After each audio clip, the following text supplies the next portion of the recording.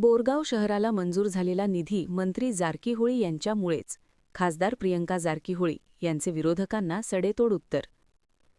गोंधळ घालण्याचे काम भाजप पक्षाचं आहे. काँग्रेसचे राजकारण हे स्पष्ट आहे. बोरगाव शहरात गेल्या 2 दिवसापासून निधी मंजुरावरून गोंधळ झालेला आहे. मुस्लिम शादी महलसाठी 1 कोटी व दोड्डबस्तीसाठी 50 लाखांचा निधी जिल्हा पालकमंत्री सतीश जारकीहोळी यांच्या प्रयत्नामुळेच झाली आहे. याचे श्रेय कोणीही घेऊ नये. दोन्ही समाजासाठी निधी मंजूर करावा म्हणून जिल्हा उपाध्यक्ष अण्णासाहेब हावले यांनी पाठपुरावा केला आहे.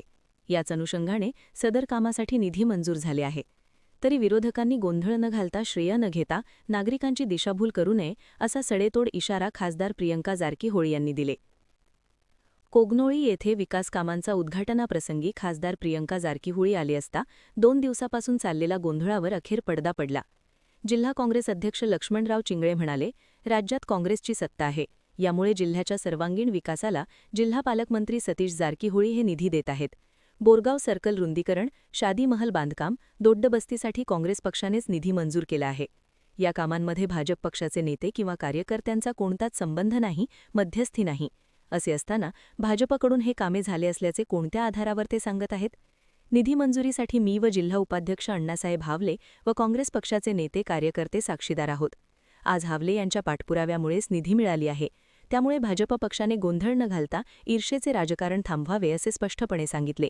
त्याप्रसंगी बोरगाव मुस्लिम कमिटी व दोड्डबस्ती कमिटीकडून खासदार प्रियंका जारकीहोळी, जिल्हा काँग्रेस अध्यक्ष लक्ष्मणराव चिंगळे यांचा सत्कार करण्यात आला.